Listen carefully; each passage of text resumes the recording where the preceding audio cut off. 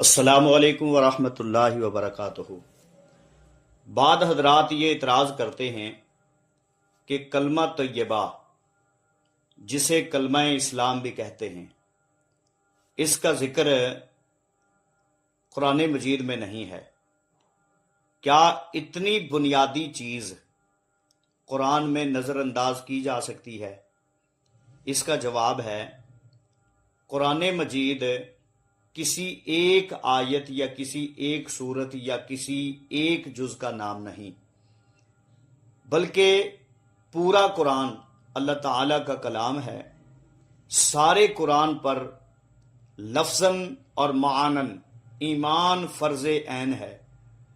کسی ایک آیت کا انکار پورے قرآن کے انکار کے مترادف ہے۔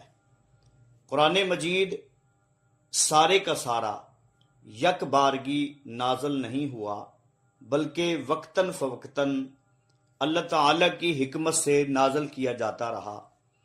اسی لیے قرآن مجید میں عقائد، مسائل اور احکام اور قصص اور واقعات متفرق طور پر بیان کیے گئے ہیں۔ لا الہ الا اللہ محمد الرسول اللہ کو کلمہ طیبہ بھی کہتے ہیں اور کلمہ اسلام بھی کہتے ہیں۔ اس کے دونوں اجزاء قرآن مجید میں دو مقامات پر الگ الگ آئے ہیں۔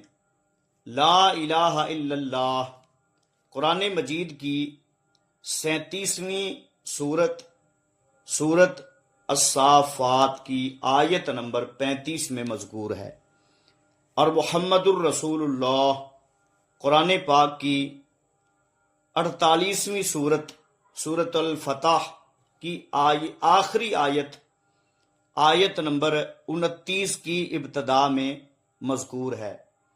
ان دونوں کو یکجا کرنے سے کلمہ طیبہ بنتا ہے۔ تو قرآن پاک میں اس طرح یہ کلمہ جو ہے، پہلا جز قرآن پاک کی 37ویں سورت میں موجود ہے اور دوسرا جز قرآن پاک کی 48ویں سورت میں موجود ہے۔ تو جب ان کو ملایا جائے گا تو بنے گا لا الہ الا اللہ محمد الرسول اللہ۔ اس طرح یہ قرآن پاک سے ثابت ہے۔ یہ کہنا بھی قرآن پاک سے ثابت نہیں تو یہ غلط بیانی ہے، غلط اعتراض ہے۔